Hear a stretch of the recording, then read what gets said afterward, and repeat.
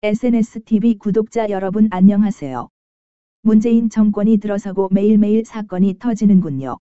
나라 꼴이 진짜로 잘 돌아갑니다. 문재인 측근인 여당 정치인이 음주운전 교통사고를 냈다고 합니다. 이 작자는 음주사고 내고도 도리어 큰 소리로 경찰에게 호통을 쳤다고 하네요. 적반하장도 유분수입니다. 서울 여의도에서 승용차가 시내버스를 들이받았는데 운전자가 술에 취해 보였다고 합니다. 경찰이 왔었고 음주 측정도 거부하고 경찰에게 내가 누군지 알아 라며 오히려 큰 소리로 호통쳤다고 합니다. 경찰이 누군지 몰라서 인터넷에 검색해보니 문재인의 최측근 정치인이었다고 합니다. 사고를 낸 작자를 알고 보니 더불어민주당 허동준 원외당협위원장이었던 것으로 확인되었습니다. 허동준 당협위원장은 지난 총선에서 서울 동작을 선거구에 출마하고 문재인 대선 캠프에선 특보단 부단장을 지냈답니다. 버스 기사 신고로 현장에 도착한 경찰은 운전자의 혈중 알코올 농도를 측정하려 했지만 측정에 응하지 않았고 운전자는 경찰서에 연행돼서요. 내가 누군지 아냐며 경찰에게 도리어 큰 소리를 쳤다고 하네요.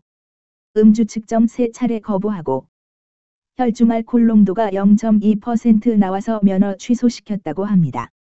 그런데 이 문재인의 측근이라는 작자는 음주 측정 거부한 적 없다고 발뺌하는 중이라고 합니다.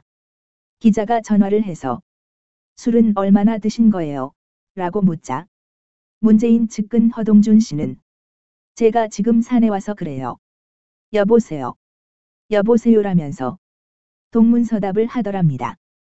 허동준 당협위원장은 2006년에도 음주운전으로 벌금 200만 원을 선고받은 전력이 있다고 하네요. 결국 음주운전 전과가 있었던 상습범이었군요. 이런 작자가 문재인 측근이라는 이유로 서울 동작을의 공천을 받아 민주당 국회의원 후보로 나왔다고 합니다. 자 그럼 이번 사건에서 가장 잘못한 사람은 누구일까요? 1. 당연히 범인인 허동준이다. 2. 저런 놈을 측근으로 둔 문재인이다. 3. 집에서 잠자던 비태학교 대학생이다. 놀랍게도 셋 다 아닙니다.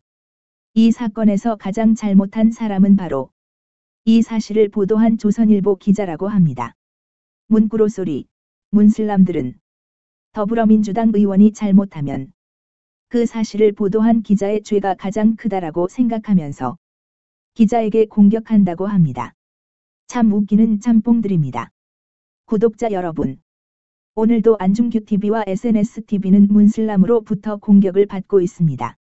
태극기 애국 시민들께서는 SNSTV에 큰 응원 보내주시기 바랍니다. 여러분 대단히 감사합니다.